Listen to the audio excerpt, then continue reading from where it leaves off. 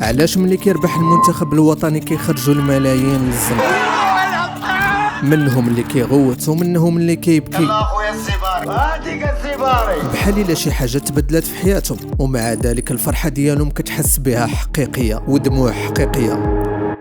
فكيفاش هادشي؟ في نظريه الخبز والسيرك في القرن الاول ميلادي الامبراطور ديال روما كان عنده واحد المشكل ما كيختلفش بزاف على مشاكل الحكومه اللي كاينه دابا. شعب بالجوع مقهور، شعب طالع له الدم، شعب كيفكر في الثوره. فشنو دار هو؟ اكيد ما بناش لهم مدارس وما قادش لهم سبيطارات وما نقاش لهم زناقي، بالعكس بنى لهم سيرك. وهنا خرجت المقوله الشهيره الخبز والسيرك. عطي الشعب ما ياكل وعطيه باش يتلف الوقت، وبهذه الطريقه عمره ما يسولك على الحقوق ديالو. اليوم السيرك تبدل ولكن الفكره ما ماتتش. في القرن 21 السيرك رجع تيران الكره، وكيف ما تيقولوا جلده منفوخه بالهواء، وتيران تيتم النقل ديالو في ملايين ديال الشاشات، وصوت المعلق يقول هوليا يس. وفي ديك اللحظه بالضبط بنادم تيقدر ينسى الفاتوره اللي ما قدرش يخلصها، وكينسى الرونديفو اللي شد في السبيطار، وكينسى الدبلوم ديالو اللي ما حل ليه حتى باب غير حيت قبيلته ربحات حتى هو فرحان معاهم. المغرب والمعادله صعيبه، وباش نكونوا صريحين مع راسنا المغرب فيه طاقه بشريه كبيره بزاف، فيه شباب واعر واراده ما كتهرش، والتاريخ قديم بزاف وعريق. ولكن في نفس الوقت بلاد فيها تعليم فاشل قبل ما يقري، وسبيطارات كتخلي المريض يتمنى كاع ما يمرض، وبيئه كتقتل الحلم قبل ما يتزاد. الانسان في هذا الواقع ما محتاج غير كاس العالم، محتاج لحظه واحده يحس فيها براسو رابح، لحظه يهز فيها راسو قدام العالم، لحظه يقول فيها انا كاين، شتكم بحال نسيتوني وبلادي كاينه هنا وحنا قادرين نربحوا. ملي كيدير المنتخب هذه اللحظه التاريخيه ما تستغربش الا شفتي الفرحه كتسوى 10 سنين ديال المشاعر المكبوته، حيت هادشي اللي كاين زعما ما كاين ما يتخبى وما كاينش بديل. اذا هنا ما نبقاوش نخلطوا الامور، حيت الكره هنا كتعطينا غير داك الجهد باش نكملوا. اوف كورس ماشي هي اللي غدير لنا ثوره ونهضه، ويكفي انك تكون واعي لهذه الفكره. من حقك تفرح الا كانت الفرحه كتعبر على الهويه ديالك، ولكن السؤال اللي موجه لك، واش انت فرحان للمنتخب حيت انت انسان حر، ولا كتحتفل حيت راك مازال عايش في السر؟ وهنا فين كاين الفرق صراحه.